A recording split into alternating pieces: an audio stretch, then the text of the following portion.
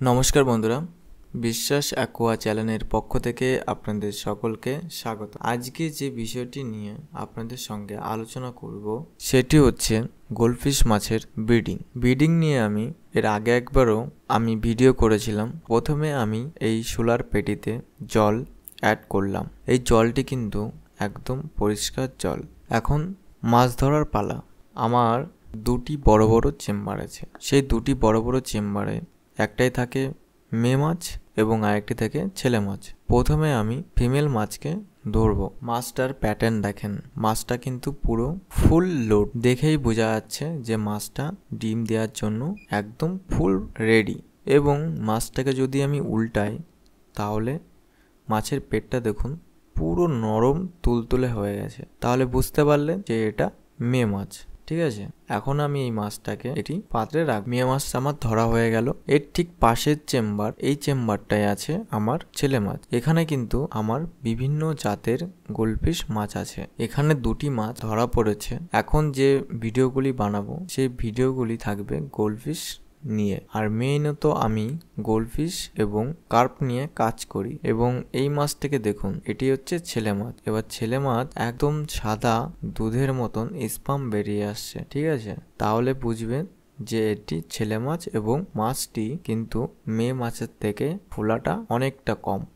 এবং মাছটি পুরো রেডি আছে ব্রিডিং এর জন্য। আর মাছটি কিন্তু রেড কাপ, কিন্তু এটা অরেঞ্জ রেড কাপ। এরকম মাছ হয়তো কোথাও আপনারা দেখেননি। আমার কাছে আনকমন টাইপের মাছ অ্যাভেলেবেল প্রচুর আছে। যাই হোক বন্ধুরা, এখন এই মাছকে আমি সিজনিং করতে দিয়েছিলাম এবং খানিকক্ষণ পরে সিজনিং যখন আমার 10 থেকে 15 মিনিট হয়ে যায় তখন কিন্তু আমি মাছকে এখন এই ব্রিডিং পুলে দুটি মাছকে ছেড়ে দেব। এবং তার সঙ্গে কিন্তু আমি এই জল, ব্রিডিং এর জল কিন্তু আমি ওই গামলায় দিচ্ছি। এতে কি হবে, জলের তাপমাত্রা সমান হয়ে থাকবে। এই জন্য কিন্তু আপনারা অবশ্যই সিজনিং করিয়ে নেবেন এবং মাছকে ভালোভাবে সিজনিং করানোর পর মাছকে রিলিক্স করে দেবেন।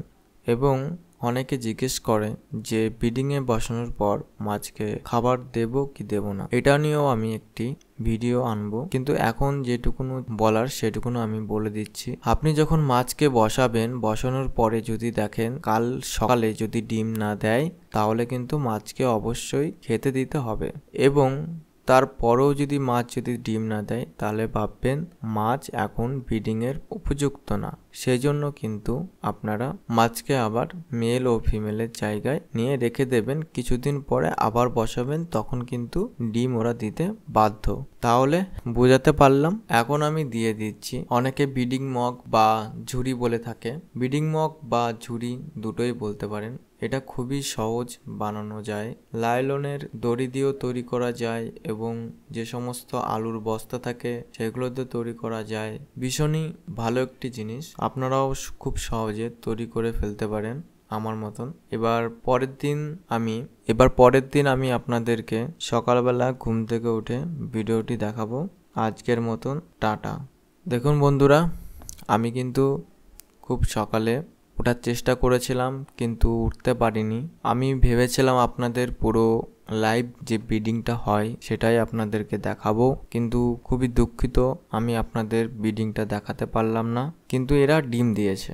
গোল্ডফিশ মাছ কিন্তু ভোরের দিকে এরা ডিম দেয়। দেখুন নিচে দিয়ে প্রচুর পরিমাণে ডিম পড়ে আছে। একটা মাত্র রেড কাপ গোল্ডফিশ খুব ডিম দিয়েছে।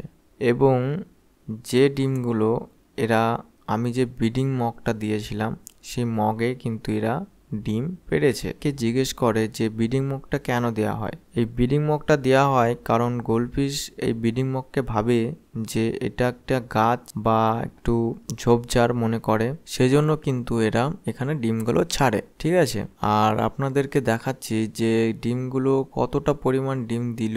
এবং ডিম অনেকে হয়তো দেখেনি যে গোল্ডফিশ মাছের ডিম, কিন্তু আমি আপনাদেরকে দেখানোর খুবই চেষ্টা করছি যে ডিমগুলো কেমন দেখতে হয়। দেখুন বন্ধুরা, এখানে কিন্তু প্রচুর পরিমাণে ডিম দিয়েছে। লাল কালারের এই সুতাগুলির জন্য আপনারা ভালো বুঝতে পারছেন না। যদি এখানে কালো কালারের দড়ি যদি থাকতো তাহলে কিন্তু আপনারা খুব ভালোভাবে দেখতে পারতেন এবং আমার ক্যামেরাটাও ভালো ধরে আপনাদের ফোকাস করে দেখাতে পারছি না। যাই হোক, তাও আপনাদের জন্য খুবই চেষ্টা করছি। দেখুন বন্ধুরা, এখানে কিন্তু হলুদ ডিম হয়ে রয়েছে কিন্তু, হ্যাঁ দেখতে পেরেছেন? হলুদ হলুদ ডিম হয়ে রয়েছে, ছোট ছোট, একদম ছোট হলুদ ডিম হয়ে রয়েছে। এবং সকালবেলা প্রচন্ড পরিমাণে শীত পড়েছিল, যার দরুন আমার হাতটাও কাঁপছিল। দেখুন বন্ধুরা, সাদা সাদা পুরো হলুদ হলুদ ডিম পড়ে আছে। এবং এখানে কিন্তু 2 রকম ডিম দিয়েছে, একটা হচ্ছে সাদা ধবধবে ডিম, আরেকটি কিন্তু হলুদ ডিম। এবং এই সাদা এবং হলুদ ডিমের মধ্যে পার্থক্য আছে। যেটা হচ্ছে সাদা সাদা ডিম, সেটা কিন্তু বাওয়া ডিম আমরা বলে থাকি। বাওয়া ডিম বলতে সেই ডিমটা কিন্তু ফার্টালাইজ হবে না। আর যেটা হলুদ একদম আঠার মতন লেগে আছে, সেটা কিন্তু ফার্টালাইজ হবে। ঠিক আছে, আপনারা ভালো করে লক্ষ্য করুন, এখানে কিন্তু প্রত্যেকটা সুতায় হলুদ হলুদ ডিম আছে এবং বাওয়া ডিম খুব কম হয়েছে। বাওয়া ডিম হয় কেন? বাওয়া ডিম হয় হচ্ছে একমাত্র মেলের জন্য। মেল যদি এখানে আরও একটা দেওয়া যেত, তাহলে কিন্তু এখানে বাওয়া ডিম হতো না। যাই হোক, ভালো রেজাল্ট হয়েছে। আমি তো এটা আপনাদেরকে দেখানোর জন্য ভিডিওটা করা। দেখুন বন্ধুরা, এখানেও কিন্তু প্রচুর পরিমাণে ডিম দিয়েছে। আপনারা যখন ব্রিডিংয়ে বসাবেন, তখন কিন্তু আপনারা যদি একটা মেল দেন, তার সঙ্গে কিন্তু 2টো ফিমেল দিতেই হবে, তাহলে রেজাল্টে খুব ভালো আসে। কিন্তু আমার এখানে মোটামুটি রেজাল্ট বলতে গেলে ভালো। ঠিক আছে, বাওয়া ডিম খুব কম হয়েছে, বেশি হয়নি। মেলের ঘাটতির জন্য বাওয়া ডিমটা হয়। রেজাল্ট খুবই ভালো। আরেকটা কথা বলবো বন্ধুরা আপনাদের, যে আপনাদের যদি কারুর রেনু লাগে, তাহলে আমার সাথে যোগাযোগ করতে পারেন। আর এখন আমি মাছগুলোকে তুলে আবার মে মাছের চেম্বারে মে মাছ দিয়ে দেব, কারণ এই মাছগুলোকে আর বেশিক্ষণ রাখা যাবে না এখানে।